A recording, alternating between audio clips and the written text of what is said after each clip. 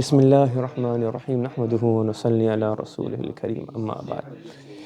So now the end of Qiyas, we are now going through a section called Al-As'ilة المتوجهة على القياس. Questions which can be posed against Qiyas. To be honest with you, I taught this last year. I taught it again this year off camera. There's certain things which I can translate, but I haven't got to the depth of them. So I just let you know, so that you know that, okay, it's something that my experience is not going to be sufficient. I couldn't understand it. I tried to watch a few videos, people explaining it. These are not mentioned in Nur Anwar, so there's no other resources.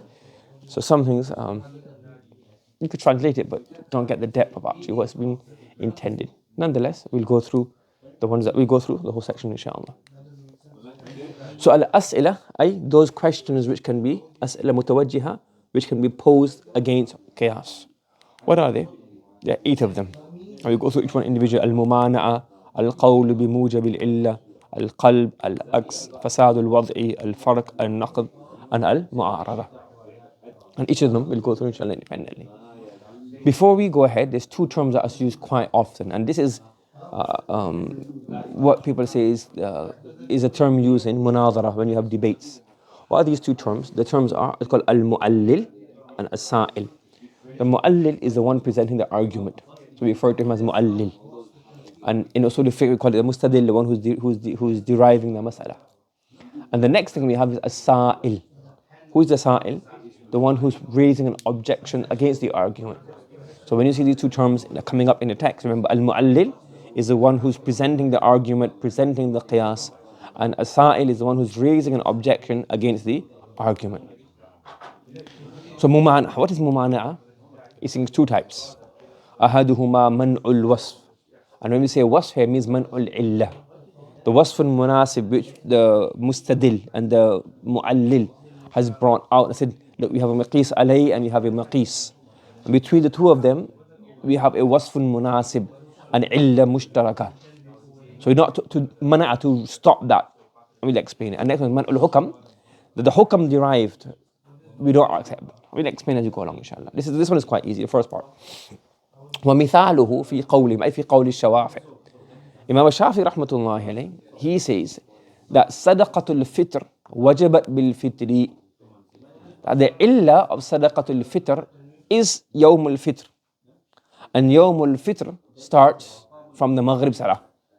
So as soon as the moon is sighted, the day the moon is sighted, whether it's the 29th, it's sighted on the 29th, or we do itmam, فَأَكْمِلُوا عِدَّةَ 30, or we complete 30 days, that from the maghrib time, the sadaqatul fitr becomes complete. So therefore, somebody's born after maghrib in the night, is a child born, or somebody passes away in the night. So if a child is born after maghrib salah, sadaqatul fitr is not compulsory upon him. Somebody dies after maghrib, after isha, straight after isha, between maghrib and isha, the wujub has come onto him. So therefore, he has to give the fitr. Therefore, فَلَا تَسْقُطُ بِمَوْتِهِ لَيْلَةَ الْفِطْرِ. Somebody dying on the day of fitr, somebody dying on the night of fitr, would not necessarily negate the sadaqatul fitr, because the illah is al-fitr, and the fitr is found upon him. At the time of maghrib salah, he was alive, so therefore, salah is compulsory upon him. We said no, لا نسلم وجوبها بالفطر. This is what you are saying the illah is what? Fitr. We're saying the illah is not fitr. What is the illah?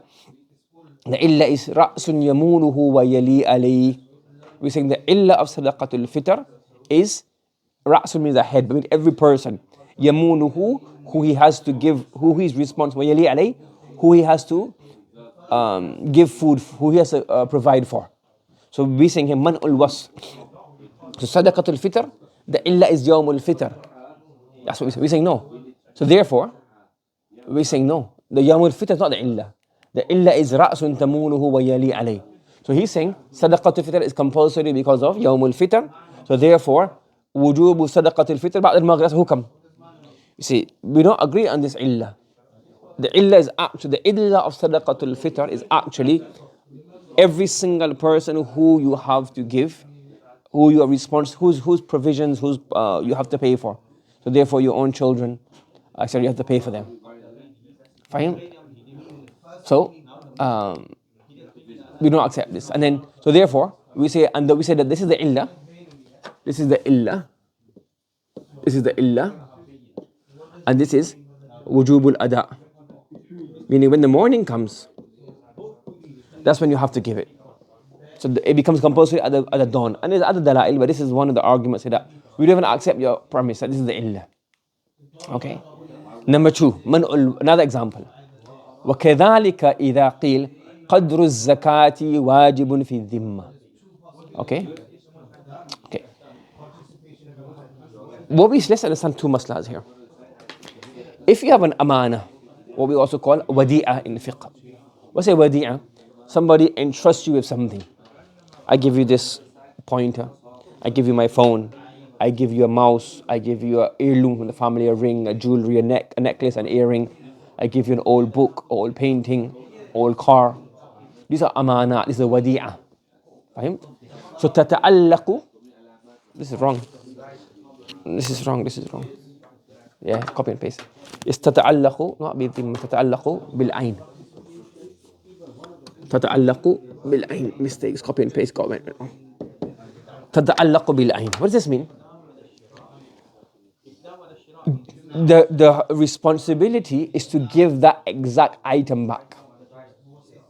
You have to give that exact item back.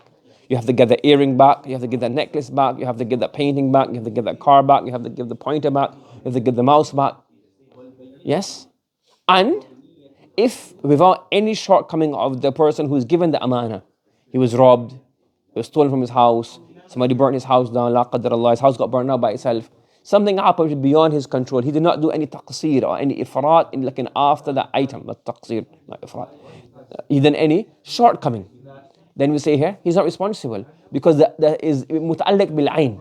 So in an amana or a wadi'ah, it is muta'alliq bil ayn. Correct? However, if you have a dain, يتعلق بذمة, it is the actual ayn is not become compulsory upon you. What becomes compulsory upon you? The dhimma. So for example, if I give you £20, I let you £100, I let you £1,000. Now, because it is not muta'alliq to the ayn, that's why I can tasarruf in the ayn. I can take that £1,000, buy stock and sell it, make profit, give you back another £1,000 I get from the customers. £5 note from here, £5 note from here, £10 note from here, $20 note from here, $100 note from here, put it together and give you back your amount of money. Yes? So your haqq, the haqq of the person giving the amana is muta'alliq bil ayn. Yes? So that thing remains, the exact item.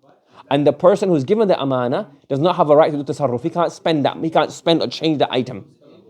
In dain, is muta'alliq bi dhimma. That becomes a responsibility. I guess zimma is like a concept. It is in your, it's an obligation upon you. It has nothing to do with the ayn, the exact item. Therefore, you can spend it, change it, do whatever you want. And now it becomes what? A dhimma. So therefore, if the amana becomes mustahlak, the amana is destroyed without any shortcoming on the person's behalf, you say, well, I can't do anything about it, I don't have to pay you back. However, in dain, if you borrowed £1,000, you invested it, investment went flat, you still have to repay. Because it's not muta'alliq to the £1,000. Whether the £1,000 gone, whether the other houses of your property and everything is gone, it makes no difference. Because it is what muta'alliq to the zimma. So you have, it's still, even if you go poor, all your money is used up, you still have to give the dain back. Is that clear? Is that masla clear? Now based on this, if we say that the qadru zakah, when you reach the nisab, and it's hawlanul hawl, you know these terms already. When you reach nisab and there's hawlanul hawl, it is muta'allikum wajibun fi dhimma. The zakat becomes wajib fi dhimma. What's the rule regarding something that's wajibun fi dhimma? If the nisab or the whole thing becomes halaq, it makes no difference. You have to muta'alliq bi dhimma. Are you following? So, let's take a masla here. What's the asal? The maqis alayka ad-dain. In the dain, if the mal becomes halaq, the mal perishes, becomes halik, then what happens? Well, on the maqis is being halakul mali fi zakat. We said alla mushtaraka is al-wujub fi dhimma la fi al-ayn. Yes, because in zakat, there's no one particular, okay, this 1 dirham is compulsory in zakat, this 1 dinar is compulsory in zakat, this £20 note is compulsory in zakat. It's muta'alliq fi dhimma. So the argument here is halakul mali fi dain and halakul mal fi zakat is the same. Why? Because they're both muta'alliqun fi dhimma, not muta'alliqun fi al-ayn. There's an argument Imam Shafi rahmatullah poses. So he says, therefore, a person reached the nisab Hawlan al-Hawl took place, and thereafter, before he could fulfill the zakat, what happened? The zakat, his whole money perished. He says zakat does not become saqit. It's a qarz upon you, a dain upon you, not qarz, a dain upon you, and therefore you have to repay that. And the hukam is la yamna wujubul ada, because the halakul mal fi dain does not stop the wujubul ada. Yes. So we would argue what? قلنا لا نسلم أن قدر الزكاة واجب في الذمة بل أداؤه واجب. So we're saying here the qadr zimma, the qadr zakah is wajib fi dhimma. The qadr zakah, we don't accept that the qadr zakah is wajib fi dhimma. We say ada'uhu is wajib. Now you say fulfilling it is wajib. I've seen the translations, I've seen explanations. So what we're saying is that to fulfill it is wajib. The ada is wajib, not the qadr zakah. Don't fully understand what this means. So, inshallah, if you've got a good teacher, they'll explain it to you. I can give the translation here, but how do we explain it properly? I've not been able to come to this after studying a couple of times. Okay? Acha. There's a question here. Yeah, there's a question here, and there's an answer. I can translate it to you. How it links back to the main masla, I don't understand this properly. But the question is, لَإِنْ قَالَ الْوَاجِبْ أَدَاؤُهُ. If somebody says, the Imam Shafi rahmatullah alayhi says, Al-wajib ada'uhu. The wajib is to fulfill it. The wajib is to fulfill. So the responsibility is to fulfill it. So even in dain, he's saying even in dain, after somebody does mutalaba, what happens? Let's say for example, Muhammad owes me money. Ahmad owes me money. Okay? So now, even if it is wajib to fulfill it, it doesn't become saqit. Yes? Like if when I do mutalaba, I want my money back, it doesn't become saqit. قلنا لا نسلم أن الأداء واجب في صلح الدين. So what we're saying here is that the ada is not wajib. What is wajib? بل حرم المنع, to haruma man'u, it is impermissible not to give it. To hand it over is not compulsory. It's haram to not give it. Yes? So as long as he's saying hatta yakhruja anil uhdati bitakhliya. He's saying that as long as you let's say for example, there is like £100. I owe somebody £100. I put the £100 there. It's not my duty to give it to him. It's my duty to not stop him. So if I leave it there and he takes it, my thing is fulfilled. Again, how this links to the masala is not ringing bells to me. So I know the masala is this. That what you're trying to say, that it's not your duty to give it, it's your duty not to stop. How does that link up and add up? It's not fitting clearly to me. Yes, وَهَذَا مِنْ قَبِيلِ مَرْءِ الْحُكْمِ. Abdullah Mas'ud radiyallahu ta'ala said, إِنَّ الْعِلْمَ لَا يَقُولُ لَا أَدْرِي. If you don't understand, you say I don't understand. I like those shuru that say I don't understand, commentary. So you know, okay, or laysa biwadih.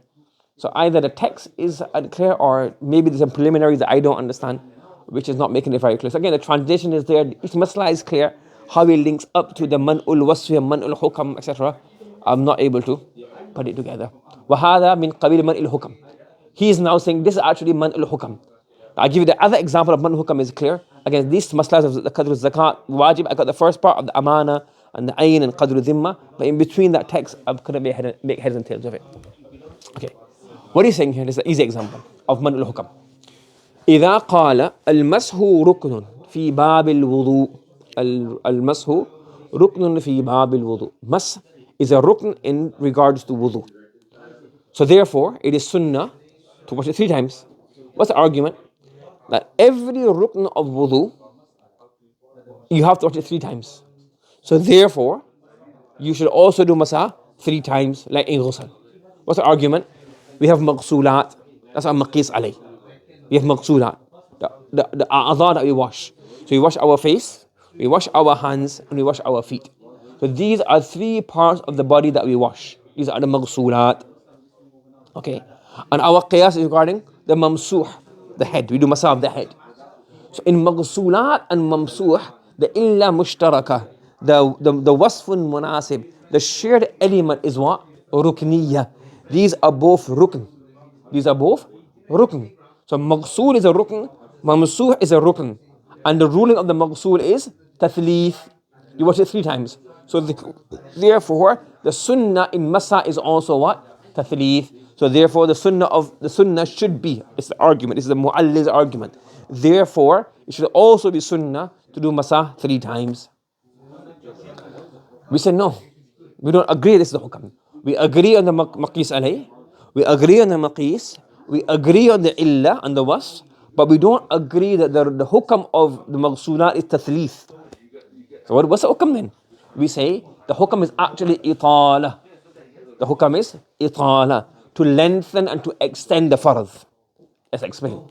قلنا لا نسلم أن التثليث مسنون.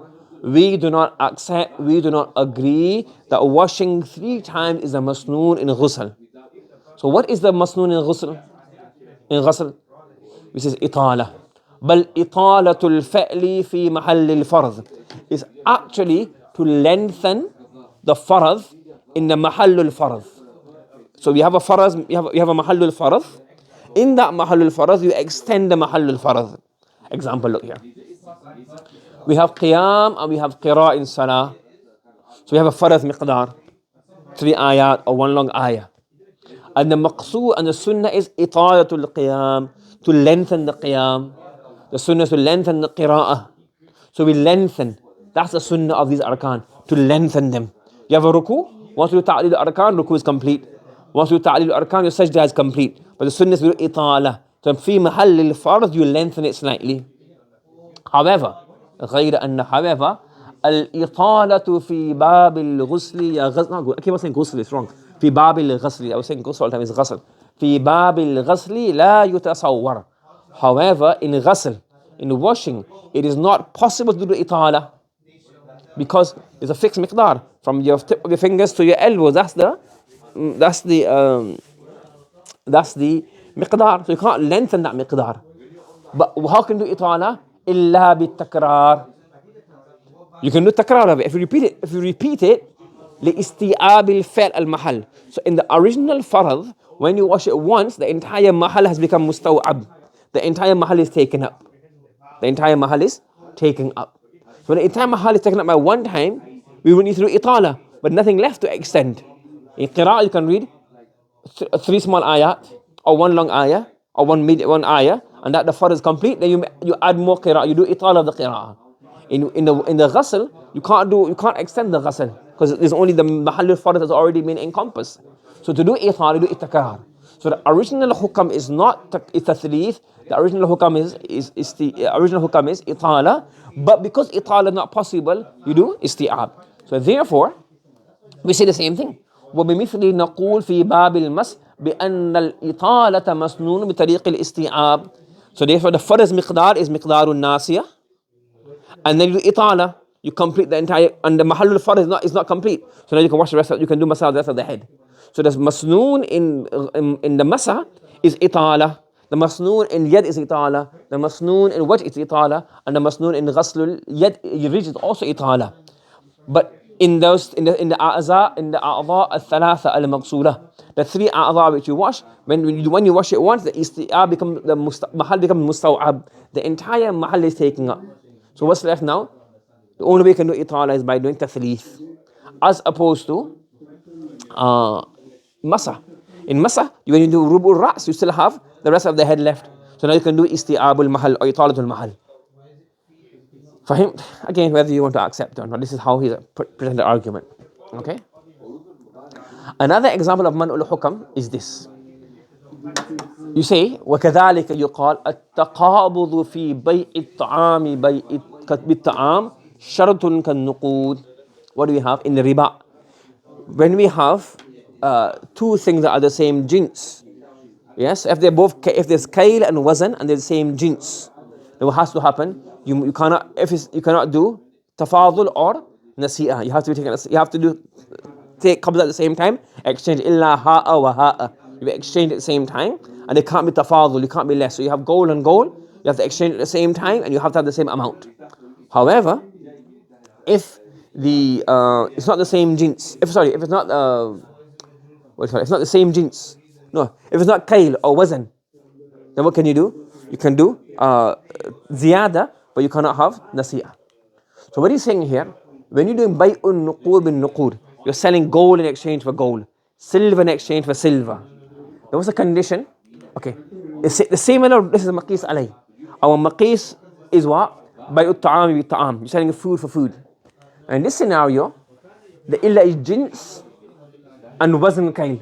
If they're both the same jins and they both wazn and kail, then you can't do nasi'ah and you can't do tafadul. So the hukam of this should be taqabud, that you have to exchange at the same time. What do you have to do? You have to exchange at the same time. So what we're saying here, we don't say taqabud is the shart. We say at-ta'yin is the shart. That in here is ta'yin, this is yours. This is what it belongs to you. So really in bay'un nuqud bin nuqud and bay'ut ta'am bil ta'am, we agree on the illah that you've put, the wasl manasib we agree with. But we don't agree that the shart is taqabud. It seems that taqabud really is ta'yin. So we're saying here, قُلْنَا لَا نُسَلِّمُ أَنَّ التَّقَابُضَ شَرْطٌ فِي بَابِ النُّقُودِ. We do not accept that taqabud is a shart in nuqud, in buy silver and gold. Rather, a shart ta'yinuha. Rather, the condition is ta'yinuha. What's the shart? Ta'yinuha. Determining this is yours and this is mine. So you now it's your, it's due to takhliya, it's muta'ayyan, and now the zim is not your responsibility. كَيْ لَا يَكُونَ بَيْءَ النَّسِيئَةِ بِالنَّسِيئَةِ. So it becomes بَيْء النَّسِيئَةِ بِالنَّسِيئَةِ. Nasi'ah means you delay. You have to have it at the same time. Right? So the taqabud is actually there to avoid nasi'ah. But what do you do? If you do ta'yin, then it's not nasi'ah, because this is yours now, it's in your control, that's your possession. However, the masla that is in the quduri is that money does not become muta'ayyan bi ta'yin. And nuqud, gold and silver, they do not become muta'ayyan bi ta'yin. If you say, okay, I'm going to pay you this, if I say, I'm going to give you this £5 note, you don't have to give that, if you get another £5 note, you can go £10 note, take £5 back and change. By fixing a thaman, that doesn't become muta'ayyan. Anything is fine.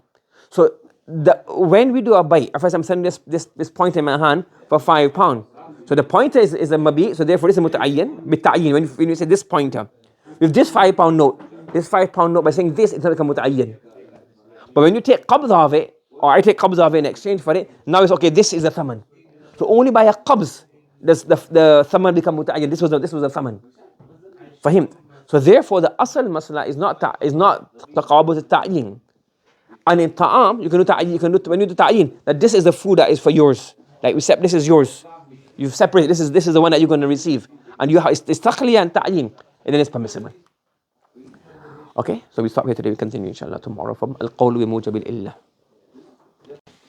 Bismillah ar-Rahman ar-Rahim, nahmaduhu wa nusalli ala rasulih al-Kareem amma ba'd. So now we're moving on to the second question, or a second way, not really second question, a second way an objection can be raised regarding qiyas. So we have here al-qawlu bi mujab al-illah. So illah means the wasf al-munasib. There's also one issue here, they keep changing the terms. Wasf, illah, ma'lul, hukam. So it causes a bit of confusion that way. So illah is the wasf al-munasib, the shared element between the maqis alay and the maqis. Now what we're saying here, the qawl, we can say accepting. So what we're doing in this situation is we're accepting the mujab of the illah. Okay? So we say you have a qiyas, correct? And that qiyas you have an illah, and that illah requires or necessitates that hukam. So we accept that much. Okay? We accept that much. Okay? فهو تسليم كون الوصف إلة. We accept that the wasf you have mentioned, it is a wasf munasib, and that is the illah. However, but along with this, huwa bayanu anna ma'lulaha. Ma'lul is the hukam. Correct? غير مدعاه المؤلل. However, this illah doesn't bring that hukam. We accept this is the illah, but we don't accept that this illah brings about that hukam. Bayanu anna ma'lulaha, the hukam is other or something different to what the mu'allil, or mustadil, the mukhatab, the fariq has claimed it to be. So we have the ghaya. Let's say example here. What's a ghaya? Ghaya is the ending point. So for example, فَاغْسِلُوا وُجُوهَكُمْ وَأَيْدِيَكُمْ إِلَى الْمَرَافِقِ. So So al-marafiq is a ghaya, correct? So you can see here, look. So we have ghayat, yes? So we have a rule regarding a ghaya. When anything comes after ilah, the ending point. So these are ghayat, correct? That's a maqis alayh. And a ghaya of ghaslul yad is also a maqis. Not a maqis alayh, maqis, but you can say probably a fard as opposed to maqis alayh, but nonetheless, we have this masala. What's the hukam of the ghayat? The hukam of the ghayat, so the illa is the normal ghayat and the ghayatul yad al-ghusl are all ghaya. What's the hukam of ghayat? That the ghaya is not included in the mughayya. So if you say from here to there, it's not included. Correct?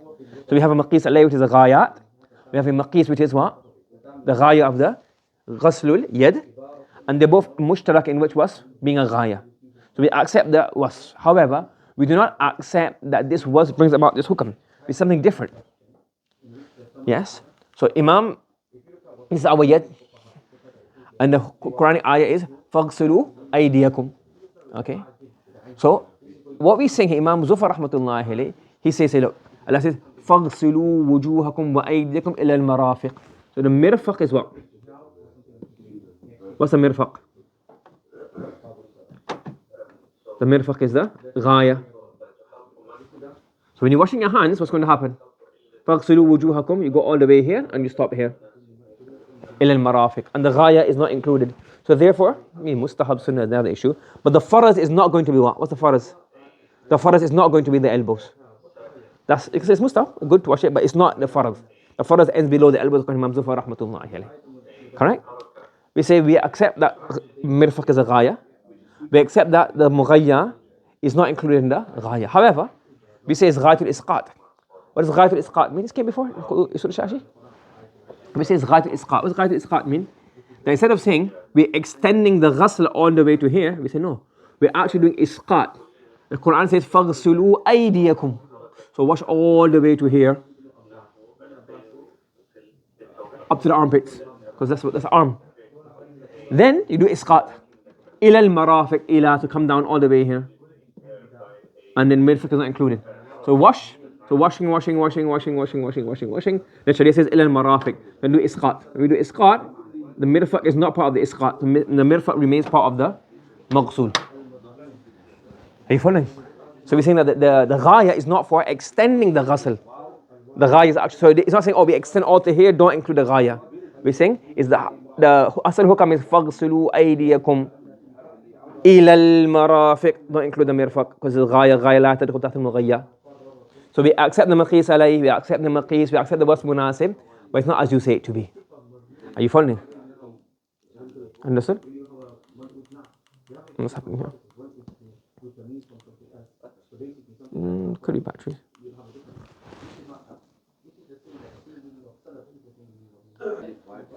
So we're saying here, وَمِثَالُهُ الْمِرْفَقِ حَدٌّ فِي بَابِ الْوُضُوءِ. That the mirfaq is the limit, the boundary in Babul Wudu. In Babul Wudu, it is the boundary. Okay? Therefore, فَلَا يَدْخُلُ تَحْتَ الْغَسْلِ لِأَنَّ الْحَدَّ لَا يَدْخُلُ فِي الْمَحْدُودِ. So as you're claiming that the had is not included in mahdud. The ghaya, had means here, the ghaya, again, change the words again, causing a bit of confusion. So the ghaya is not included in the mughayya. So we accept that hukam.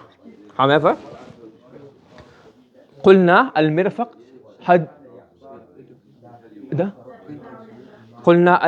حد الساقط. The mirfaq is the had of the saqit, of the dropping off, not of the extension. Are you following? So therefore, we accept it, but it's not going to be as you explain it to be. فَلَا يَدْخُلُ تَحْتَ حُكْمِ سَاقِط. So, فَاغْسِلُوا وُجُوهَكُمْ وَأَيْدِيَكُمْ إِلَى الْمَرَافِقِ, you are all the way till here. إِلَى الْمَرَافِقِ, the thing that's dropping off is isqat. And therefore the yad will not be part of the mirfaq will not part of the saqit. لأن الحد لا يخلو في المحدود. So that's one way we can argue against his qiyas. Okay? Acha. Another example of this is, we have here, وَكَذَلِكَ يُقال صَوْمُ رَمَضَانِ صَوْمُ فَرْضٍ. The fast of Ramadan is farth. The fast of Ramadan is what? Farth. فَلَا يَجُوزُ بِدُونِ التَّعْيِينِ. Therefore, it is not permissible without what? Ta'yeen. Al-Qadha. So what do we have here? Look at the masla. Scenario. We have qada. Qada is maqis alay. We and the Shawafi, we all agree that when you have a qada, you have to do niyyah, maybe two niyyah. One is niyyah nafsuha, one niyyah ta'yin. One is I am fasting. That's the condition for every single fast. So that's not, we're not talking about niyyah of the actual ibadah. Without the ibadah, niyyah of sawm, there won't be any fast. If you don't make a niyyah that I am fasting, there's no fast. What we're saying is that you have to do muta'ayyin, that I am fasting a qada of Ramadan. So if you are doing a qada of Ramadan outside of Ramadan, that's what it's going to be. What do you have to do then? You have to make a niyyah that I am fasting a qada of Ramadan. If you don't make a niyyah that I am fasting a qada, what happens then? Nothing happens. Are you following? It won't count. You have to say I'm doing qada of Ramadan. Without fixing and doing ta'yin of the qada, it's going to mean it doesn't count. So in the maqis alay, we must have ta'yin. Fahim? Achha.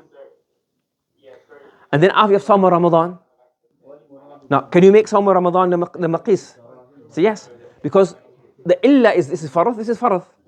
So in this farad salah, in the qada, in this farad sawm, you have to have niyyat ta'yin. If you want to do qada of fast tomorrow, you say I am fasting the qada of Ramadan.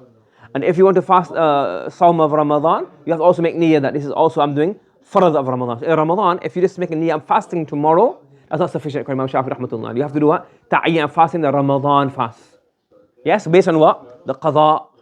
So he's saying that the maqis alay is the qada, and the hukam will then carry on. What's the hukam? The hukam is adamul jawaz biduni niyyat ta'yin. Without the niyyah of ta'yin, it will not be permissible to do this fast. You following? Achha. We say no, we don't accept this. We say قلنا صوم الفرض لا يجوز بدون التعيين. Okay? We accept this. That صوم الفرض لا يجوز بدون التعيين. We accept this was munasib. That both of them are farad. So if farad صوم must have ta'yin. Okay? You said the qada is maqis alay. And what do you have after that? The Sawm of Ramadan. And the illa is faradiyah. We say yes. A farad sawm must have ta'yin. However, illa annahu wujida ta'yin ha huna min jihati shari'i. We sing here, you're claiming that basically what you're claiming is you have to have ta'yin min jihati al-abd. The person involved, the actual Muslim, he makes the niyyah of ta'yin. I am fasting Ramadan tomorrow. We say in a Sawm al-Farad, what do you have to do? Ta'yin. However, in Ramadan, who's done ta'yin already? It's the Sharia, that tomorrow is going to be a Ramadan fast. Now, when the Sharia has done ta'yin, there's no need for us to do further ta'yin. Once you do a nafsul niyyah, that I am fasting tomorrow, it will automatically become what? Ramadan. Why? Because there's ta'yin from the Sharia. So your claim of qada is farad, so therefore it needs to have a ta'yin from the abd. And Ramadan is farad, so therefore it needs to have ta'yin from the abd. We don't say it's ta'yin from the abd. It's just ta'yin.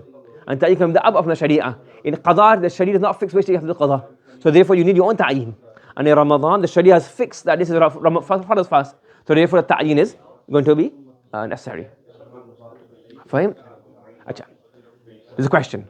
وَلَئِنْ قَالْ, if they say صَوْمُ رَمَضَانَ لَا يَجُوزُ بِدُونِ التَّعْيِينِ مِنَ الْأَبْدِ كَالْقَضَاءِ. If you argue like this, that you have to have ta'yin al-abd like qada. So in qada what do you have to have? Ta'yin al-abd. So therefore Ramadan you have to have ta'yin al-abd as well. So if you say qada, Sawm Ramadan, for the Sawm, and you have not, so basically ta'yin al-abd. Not just ta'yin al-abd. So instead of saying بدون تعيين دون تعيين من جهة الأب. If they add that condition, let's make this a hukam. In here you have to have ta'yin min jihat al-abd. Yes? What if you say that one? If you do the qiyas like this, what will happen then? If they extend the qiyas and say no, actually, not the qiyas, they extend the ruling and say no, it's not adamul jawaz biduni ta'yin, it's actually adamul jawaz biduni niyyat ta'yin min qibal al-abd. Fahim? We say no, we don't agree with this. قلنا لا يجوز القضاء بدون التعيين. It is man'ul hukam. We don't agree with the hukam that you're making. That will be man'ul hukam basically. The hukam that you've taken out, that it has a ta'yin al-abd, we don't agree with that. In the previous one we say yes, you have ta'yin al-abd. Yes? No. The previous one we say, if you're doing ta'yin, we agree with that, but we're changing it slightly. Not ta'yin al-abd, it's ta'yin mutlaqan. And ta'yin can be out of the Sharia. As Imam Zafar rahmatullah says, the ghaya لا يدخل في المغيب. Say yes, but it's غاية الإسقاط. And if you say no, it has تعيين العبد, then that's متن الحكم. We don't accept that hukam. Are you following? It makes sense? अच्छा. ها إلا أن التعيين لم يثبت من جهة الشرع في القضاء. And القضاء there is no تعيين from the Sharia. So therefore you have to do your own تعيين. Are you following? Yes? अच्छा. فلذلك يشترط تعيين العبد. So we say no, this is منع الحكم. We do not accept that the hukam is تعيين العبد. The ruling is what? تعيين. And تعيين can be from abd, or تعيين can be from the شرع. وهنا وجد التعيين من جهة الشرع, meaning in Ramadan. فلا يشترط تعيين العبد. Therefore there is no need to have the تعيين from the جهة العبد. Following? Everybody following? Online, on site? Acha. The next situation we have is qalb. What does qalb mean? To turn things inside out. And qalb means the heart as well, because the heart can be turned inside out. It's very easy to change the qalb. The heart is the hands of Rahman. Whenever you want, you can change it from taqwa to fisq, iman to kufr, shukr. So your heart is very taqallub, shaking around, moving around. لا يغررك تقلبهم في العباد. They're roaming around, moving around. So qalb means to change something around, to invert. وأما القلب فنوعان. There are two types of qalb. أحدهما أن يجعل. أن يجعل here the file will be as-Sa'il. So the defendant, the person who is raising an objection, he makes ما جعله المعلل, the فريق, the mustadil, إلة الحكم. What you have made the illa, we make it the hukam. Yes? So ما جعله المعلل إلة للحكم. Wherever the mu'allil has made the illa of the hukam, we make it the ma'lul, the hukam, for that, we make it the ma'lul, i.e. we make it the ma'lul for the hukam. So if you, let's explain in this chart here. For example here, maqis alay, what do you have? Maqis alay, maqis, and we have a illa. And then from there we have a shared in both of them. Then you have the hukam, also not the ma'lul. What do we do then? You swap it around. We say actually, what you've made the illa is actually the hukam. Or what's the hukam is actually the illa. Yes, you understand the concept? In the fara I told you before, something I don't already fully grasp. What's the benefit of it? But this is how they explain it, okay? Okay? Example. What's the example? وَمِثَالُ فِي الشَّرْعِيَّةِ. He says, جَرَيَانُ الرِّبَاءِ فِي الْكَثِيرِ. Right? Imam Shafi rahmatullah alayhi, let's explain, understand the masla. And he says here, that having riba in kathir, meaning a large amount of something. We know that riba occurs in, if the two things you're swapping are the same jins. Gold with gold, silver with silver, wheat with wheat, barley with barley, etc., etc. Yes? So, when you have riba, it occurs in large amounts. Correct? What's a large amount? Anything that fits in a kale. Like what they would have a measurement. Nowadays you can measure like small little, but the smallest thing that was a small little kale. If it fits in there, anything that fits in there, you have riba. So therefore, if you have riba in large amounts, you should have riba in small amounts. And what small amounts? Those things which are not, does not fill a sa', a nisfu sa'. So you have a sa', for example. So you have a nisfu sa' container. And it's even less than that. So you can't measure it. So what's our illa? So if you look at the argument here as well. Yes? So if you have something which, because we have riba in large amounts, automatically the riba will go into short amounts. What's the maqis alay? Athman.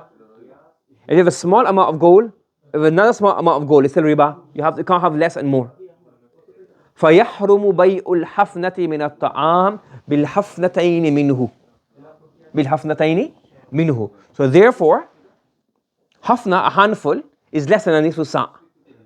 So, just as a sa', a nisfu sa', 2 sa', a mud, all of these things are large amounts.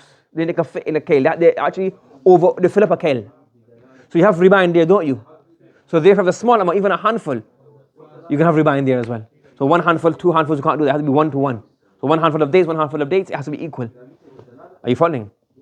Yes? So this is an athman, qalil and kathir, the same. So similarly, in food, it should also be the same. قلنا لا, we say no. بل جريان الربا في القليل, it's opposite. Having riba in qalil causes riba in kathir kal athman. So you say riba fil athman is a maqis alay. Maqis is riba fil hafnati wal hafnatain, 1 or 2 handfuls. And then we say jarayanu riba fil kathir illa, because in kathir you have what? Riba. So therefore in qalil you also have riba. We say no, it's opposite way around. We say when you have riba in qalil, that's when you get riba in kathir. Are you following? Now again, the thamara of this, I'm not able to expand on this. I could translate it, I've explained the masala. Now what's the thamara and the following thing is still fi qalbi shay. When I study a bit more fiqh, more in riba in detail, I'm going to explain to you. But right now, you understand what the content was mentioned in the book? Yes. So one is, that's why it's always, remember that. One is you can translate something, you can understand, you can translate it and explain. One is that you actually, like, forget this, let me explain to you my own words. Give another example. I can't put this on another example, because I don't really understand it fully. Let's be honest. There's no point pretending. Yes? So when you understand something fully, there's one statement that. If you understand something properly, you can explain to an infant and an old grand lady, grandmom, granddad, whoever studied this field. So you say, let me explain to you in an easy language. If you can't do that, you just understand what the text is saying, but you haven't fully grasped it. I haven't fully grasped it, so I can't give my own example using a football example or a cricket example or a computer example or a normal market example. So, but this is what he says in the book, and this is all I've understood. Okay, so kulna, we have all this one here. Okay, next masala. Next masala is this. You have al-multaji bil-haram. Who's a multaji bil-haram? If somebody commits a crime and then he runs into the haram, وَمَنْ دَخَلُهُ كَانَ آمِنًا. So what's the masala regarding this? This is the masala regarding this. Okay. If a person does qisas fi nafs, meaning he kills somebody. Yes? Even comes in the Bible and all those, an eye for an eye. Yes? So we say if a person commits murder, first degree murder, yes, and he is convicted without any reasonable doubt, then it's qisas. Yes? So Imam Abu Hanifa rahmatullah alayhi, what does he say? You will leave him in there. Because man dakhalu kana amina. But what do? You want to let food go to him. You will you say, well, no, leave him alone, because you know in the haram is so sacred, no fighting, no arrest, nothing. Just leave as it is. And then what you do, just no water. Don't let anybody give him water. Nobody give him food. Until eventually he comes out of the haram. When he comes out of the haram, then you can then carry on the proceeding, the rule.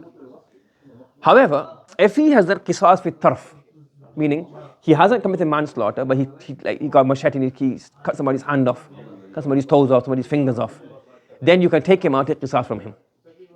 Okay? Forgot no masla? Yes? This is regarding a person who goes into the haram. So either it's qisas fi nafs or qisas fi tarf. The second scenario is we have a sayd. What's a sayd? You have the haram, you're not allowed to hunt in the haram. So if you have the entire side is haram, and also the wings, the feet, you can't chop off the wings or the feet of a deer in the haram. You can't do any of these, they both are haram. So in these two, both are the same. It's haram to do the side, nafs, and also the tarf. But here's a slight difference. You see what's going to happen? You see the masla? Are you following the masla? Now based on this, Imam Shafi rahmatullah alayhi, his claim is, yes, maqis alayhi is what? Man alayhi al-qisas fi tarf. If a person has qisas in his tarf, maqis is what? Qisas fin nafs. The illa is jani. What has he committed? He's a jan, meaning a snake or jinn. No, janin with a ya. Janaya is ni jinayatan, he is, then what? He committed jinaya, so he's a jani. And the illa is mushtarak. They're both jani, whether it's qisas fi tarf or whether it's qisas fil nafs. Both in both scenarios, they're jani. So therefore, the way is qisas in here, qisas in the ikhraj in here, ikhraj in here. You get Imam Shafi rahmatullah's argument? His qisas, his qiyas, not qisas, his qiyas and qisas. And he says, look at another example. You have Sayyid al-Haram and al-Multaji. Both of them is impermissible to do what? Remove the nafs. So therefore, it's also impermissible to do what? So itlafu tarf. So if you look at it this way, if you got Sayyid al-Haram and you got Multaji, both of them, the illas, if they destroy enough, if you destroy the Sayyid or the person that killed somebody else, then the ruling is going to transfer across it. This is how we explain in the book. We say here. So what he's saying here, this is what we argue. That if you say, this is actually, so if you go back over here, in this, again, it's one of the difficult ones again. What we're saying here is that what you've made the hukam is actually the illah. You're saying what? You're saying over here. You say, look, if it, in a side or in a multaji, in both of them, you agree that the nafs is, if you do it like in the nafs, you can, let me just leave this for now. Let's go to the next part here. Okay, let's go here. Let's read text. What's Imam Shafi saying? Hurmatu itlaf in nafs. Again, it's one difficult words that I haven't got my head fully around. He's saying here that itlaf nafs causes itlaf tarf to be haram as well. Like side. So inside both are haram. Yes? You can't do either nafs, tarf or nafs. And in tarf, what do you all agree upon? It's qisas. So therefore we should also have the ruling in nafs. Are you following? Qulna, we say no. Actually, itlaf tarf yujibu hurmat itlaf nafs bisqasaid. That itlaf tarf, that if the tarf is impermissible, then that also makes what impermissible? That also causes the nafs to be impermissible. The opposite way around. Are you following? So the itlaf tarf is the actual illah. When you say that tarf is in the muntajib al-haram, is itlaf tarf, is in itlaf tarf, do you take the rule of qisas? No. So you say that's the asal. And if for other reasons, so again, we swapped it around. If you look at it, we swapped it around. Now, how is the summary of all this, the whole full discussion? I've not fully comprehended it. But in here he's saying this is qalb. He's put the argument here that you're making this illah. Hurmatu itlafi tarf as the illah. And this causes. And we're saying it's opposite way around. Are you following? We're saying yes, the qasay, the maqis alay is the same. But the illah and the hukam, you're changing them around. That's qalb. The summary of all of this, I look at it again as not clear to me. Okay? Then he says here, now, فَإِذَا جُعِلَتْ إِلَّتُهُ مَعْلُولَةً.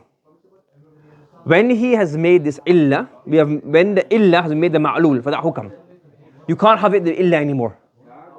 When you've made the hukam the illah, because one thing can't be an illah and a hukam. That's what he's saying here. So now you made the hukam the illah, therefore it can't remain the illah. This is a translation. I've not fully gotten depth of it. This was a difficult masla. Okay?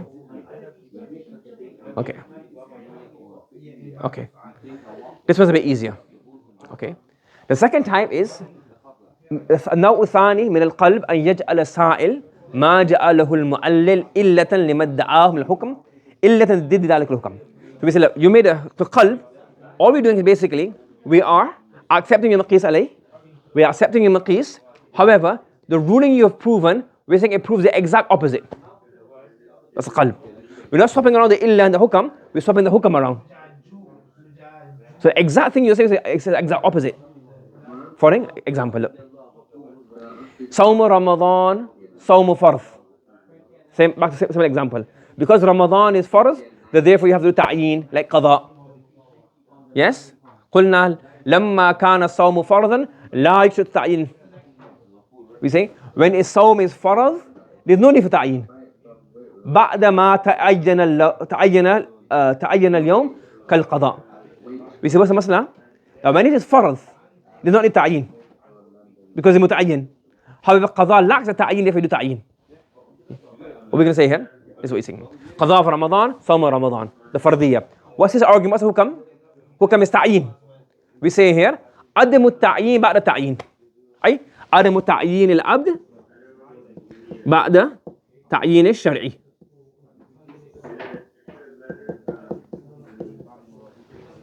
Are you following?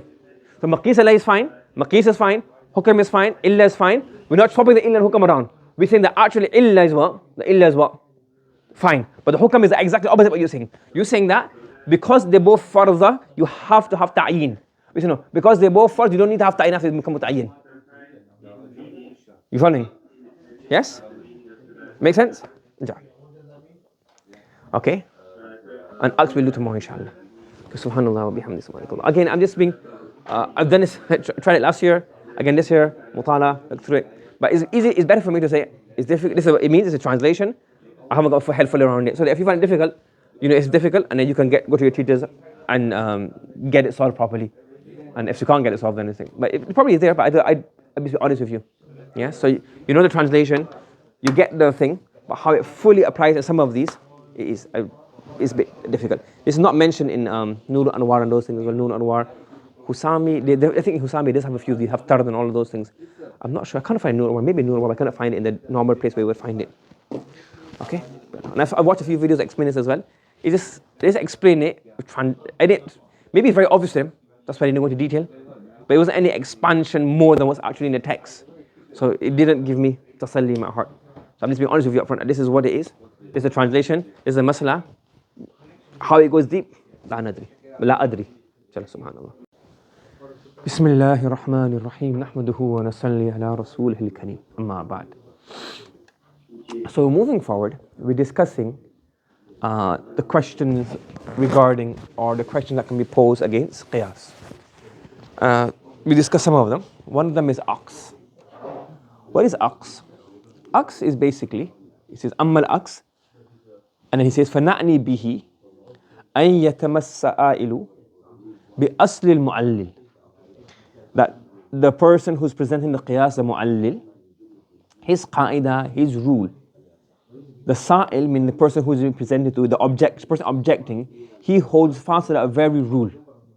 However, ala wajhin, in such a way, the person who presented the qiyas, mustarran, he is forced ila wajhil mufaraqa, to accept or face a mufaraqa between the asl and the fara'. And this is what is sometimes known, or something like this is known as qiyas ma'al fariq. Yes, there's a qiyas, maqis alay, there's an illa, wasf munasib, and there's a hukam. However, there's a significant mu'athir farq, and difference between the maqis alay and the maqis, because of which you cannot accept the qiyas. For example, وَمِثَالُهُ الْحُلِيِّ أُعِدَّتْ لِلْإِبْتِذَالِ فَلَا يَجِبُ فِيهَا الزَّكَاةُ كَالثِّيَابِ الْبِذْلَةِ. Let's get translation, we'll go to the chart later on. Like huli is jewelry, adornment, jewelry. So the example is, look, we have jewelry which is used, prepared, has been made for ibtidal, meaning frequent wearing. It's not stored as wealth or a commodity, it's just little ibtidal. You wear it, a woman has a necklace, bangles, rings, she's wearing this. So Imam Shafi rahmatullah, based on other dalail, remember these evidences here are not the only evidences. It starts off from other places. Qawl of the Sahaba, Qawl of the Tabi'i, the Hadith, and then these are qiyas which back up or refute the opposition. So it's not the only dalil. Yes? So Imam Shafi rahmatullah, based on other dalail, he says there is no zakat in huliyul mar'ah. A woman's jewelry that she wears day to day, there's no zakat in this. And he has the hadith and etc. etc. And then he said qiyas as well. Look, thiyabul bidla. If you have day-to-day clothing you wear, it's used for ibtida, it's used. It's for spending, you don't give it away, but it's like used. Then you don't have zakat in clothes. So this is huli, and these bangles and these earrings and necklaces, these are also thiyabul bidla, no zakat in this. Now, what are we saying here? Look. If you have rijal and nisa, this is the masla. Thiyabul bidla. Oh, here, what's the la thiyabul bidla? I'm mistaken here. Yes? So if you have thiyabul bidla for rijal, no zakat. Thiyabul bidla for nisa, no zakat. Imam Shafi rahmatullah alayhi says, huli, there is no zakat for women in there as well. But then he says this, immense huli, if a man has jewelry, he has to give zakat in this. This is a masla, yes? And Abu Hanifa rahmatullah says, there's zakat in here, and there's also zakat in here. Okay? So the maqis alay is thiyabul bidla, clothes that you for use. And then you have huli, which is the maqis. And the illa is ibtidal, both of these things are used. So therefore, it applies to both of them. So we'll say that the hukam of لا تجب الزكاة is applies to ثياب البذلة, it will be transferred over to al-huli, which is for ibtidal. We say, for example, there's a فرق مؤثر. Why? Because لا تجب الزكاة في حلي الرجال. So if you were to say this, that ثياب البذلة, there is no zakah in this. So let's say if a man has huli, which is for ibtidal, whether it's halal or not halal, it's another issue. Or maybe silver, maybe it's a silver ring. You can't wear a gold ring. You have a silver ring. Is there zakah in that? Because you have a silver ring, you can wear it. There's also, is there zakah in this or not? So if you say thiyabul bidla, that would mean the silver ring a man would wear. Because obviously you could argue that if he wears a gold ring or has a gold necklace and it's for ibtidal, it's haram. So therefore he doesn't have the leeway. But a silver ring, that means there should be no zakah in there as well. If you have loads of silver rings, all for ibtidal wear one every day. He invests all his money into silver rings. So you don't accept that there is no zakat in the huli rajul. So that means there's a difference between huli and thiyab. Because in thiyab, it applies across the board for men and women. And in huli, it's not applying across the board. You're applying it for men, not for men. So that means there's qiyas is not, using the same principle as well, it's not applying across the board. Example, قلنا لو كان الحلي بمنزلة الثياب. If huli, and if these garments were in place of the cloth, فلا تجب الزكاة في حلي الرجال كثياب البذلة. Then even no zakat in حلي الرجال as well. Does everybody understand? Yes, that's an example of saying we accept your premise, we accept that, but the difference between the maqis and the maqis. The next question that can be raised against qiyas is fasadul wada'. What does fasadul wada' mean? That one is we don't accept your illah. What you're saying is the illah is not the illah. It could be the illah, but it's not the illah. And the other argument is, no, this such a thing cannot be the illah. So one is, it is not the illah. We differ with you on this being the illah or not. As we had here, man'ul wasf. But in here we're saying, this wasf is like, it's fasid. This cannot be a wasf for this hukam. For example, amma fasadul wad'i, فالمراد به أن يجعل الإلة وصفا لا يليق بذلك الحكم. That the mu'allil made such a thing the wasf, the illah, which is not munasib for the hukam. Example, Imam Shafi rahmatullah alayhi says, if one of the zawjain become Muslim, if one of zawjain, you have a husband and wife, they're both non-Muslim, one becomes Muslim, then nikah is broken. If the other one doesn't accept Islam, then when one brings Islam, the nikah becomes null and void. Fahim? So قال الشافعي تقع الفرقة بمجرد الإسلام. As soon as one of the zawjain becomes Muslim, the nikah is null and void. And Ahnaf say no. What will happen if one becomes Muslim? Then you present the offer to the other person. Look, your husband or your spouse will become Muslim. You could also accept Islam. You have any questions? You have any queries? Discuss this and present Islam to them. If they accept, then what will happen? No problem, nikah will maintain.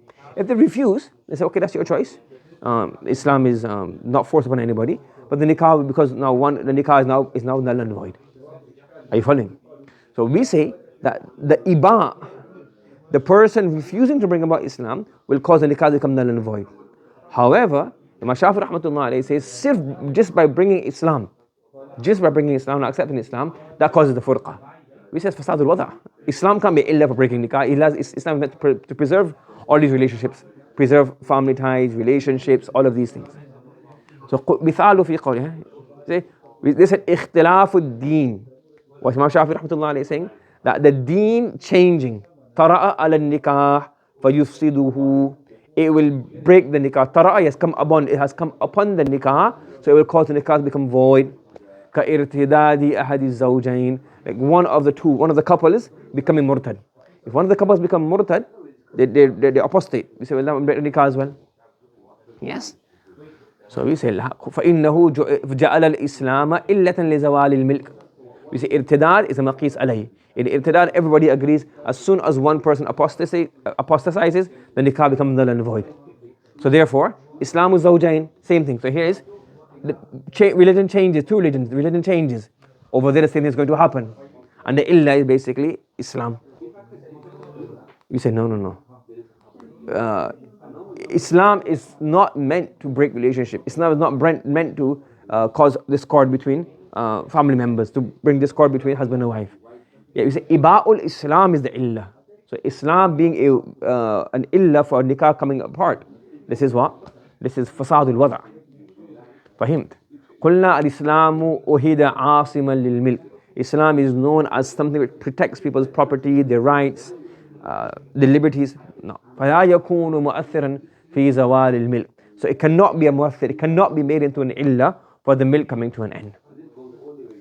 Another example, وكذلك في مسألة طول الحرة. That if a person is able to marry a hurra, a free woman, that we mentioned before, وَمَنْ لَمْ يَسْتَطِعْ مِنْكُمْ طَوْلًا أَنْ يَنْكِحَ الْمُحْسَنَاتِ. Those amongst you who are not able to marry the free Muslim women, فَمِمَّا مَلَكَتْ أَيْمَانُكُمْ, then you can marry the slaves.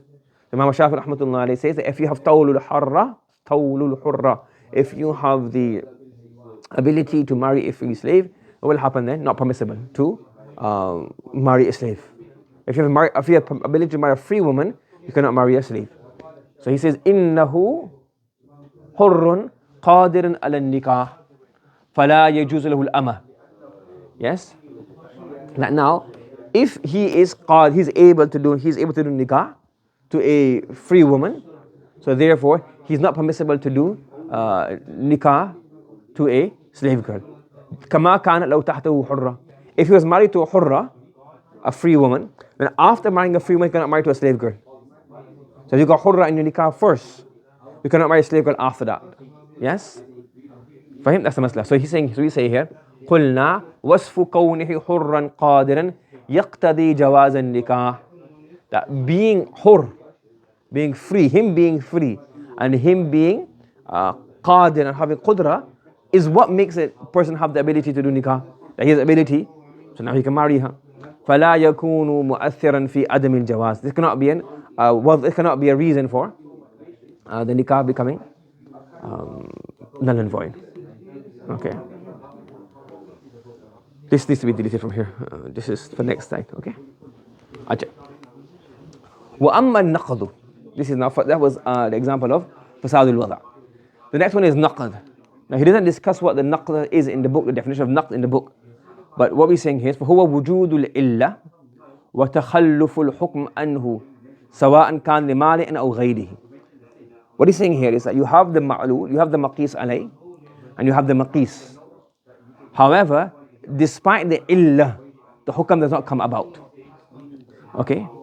That's what a naqd means. It's broken, meaning there's an illah is found, but the hukam does not come about because of a mani or because of some other reason. For example, if you say الوضوء طهارة فيشترط له النية كالتيمم. If you say that wudu is a tahara, tayammum is a tahara, so one has niyyah, the other has niyyah. قلنا ينتقص بغسل الثوب والإناء.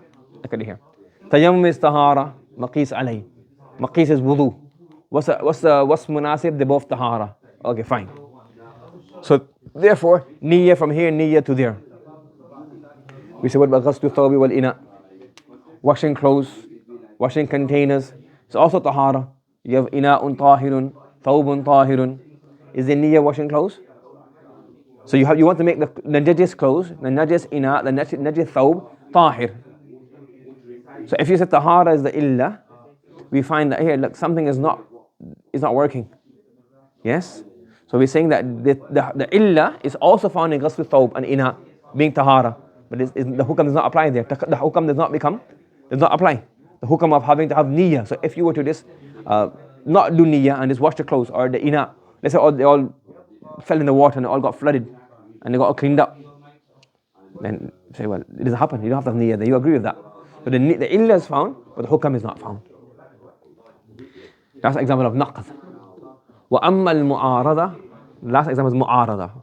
Again, it's not mentioning here in the text, but the definition mentioned in the Hashia. What's mu'arada? هو أن يأتي السائل, the person who's objecting to the qiyas, he brings a dalil, another dalil. ينفي حكم دليل المعلل. And that second dalil negates the evidence of the person presenting the qiyas. So a person brings a qiyas, the mustadir brings a qiyas. The objective brings another dalil, and that negates the dalil of the mu'allil. Yes? بأن يقول السائل, and the person objecting says to the mu'allil, ما ذكرت من الدليل وإن دل على الحكم. The evidence that you have mentioned, even though it shows the hukam, however, we have another dalil which negates your argument. For example, here. المسح ركن في الوضوء فيسن تثليثه كالغسل. Not ghusl, I keep on saying ghusl, كالغسل. Okay, not talking about ghusl. Ghusl is having a bath, ghusl is washing, but I keep on saying ghusl for some reason. So al-mashu ruknun. The masa is a rukn. Masa is a rukn in wudu, one of the arkan, the 4 arkan. So therefore, just as we have tathlith in ghusl, we have tathlith in ghusl, we also have a tathlith in mas. We say no. Al-mashu ruknun fala yasunnu tathlithuhu kamasih al-khuffi wa tayammum. So he's saying here, you brought a dalil. Yes, you brought a dalil. What's the dalil? That because massa is a rukn, I mean we argued this another way before as well, but we argue another way now. We're saying here that mas is a rukn in wudu. What is mas? Is a rukn in wudu. So therefore all the arkan have to be have tathlith, let's say the other maghsulat. We say, okay, bring that dalil. What's the other dalil? Mas is a rukn, is not going to have tathlith. Why? Because masa al-khuf is not tathlith in there. Tayammum not tathlith in there. So we see other mamsuh. So the other way we say, well, it's actually itala. We said it's actually itala, not masah. Another way of arguing it. Here we're saying that it's mas is not going to be sunnah to tathlith. Why? Because the other mamsuhat, kal khufi wa tayammum, in there what do you have? Do you have tathlith? No, you don't have tathlith. So look, we have al-ghasl and at-tathlith. Yes? So when you have the not ghasl and tathlith, this is I don't know why then here. Yeah, this is. Yeah, this I don't know what this is. This chart is wrong. We have here. We have al-mashu.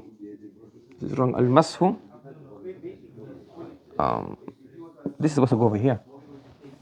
La ilaha illallah. I don't know what I was doing. Al-mashu. Sorry. Yeah, al-ghaslu. Not tathlith. Supposed to be al-mashu. And this is going to be al-masu over here. It's supposed to be mas over here. Yeah, that's fine. It's just a mistake over there. Right, in those two. The copy and paste didn't work there. So we're saying in ghasl, maqis alay is washing. Washing is a rukn, masa is a rukn. Ghasl has tasleeth, masa has tathlith. So nope, another dalil. Over the dalil. Masa al-khufayn and tayammum are rukn. Masa is a rukn. There's no tathlith in these, there's no tathlith in that. This is called now here, mu'arada. That you've presented a maqis alay and a maqis and an illa and a hukam, and we're presenting the same thing, saying, oh, we have another dalil which goes against you. Understood? Everybody following? So that's the end of the chapter regarding Al-As'ilة al-Mutawajjah al-Qiyas. Some of them are very easy. Some of them you can understand it, but how it applies in other places I couldn't explain. And some of them I couldn't get my head around totally. This section was a bit difficult for me. I tried last year, I tried this year. That's how best I get.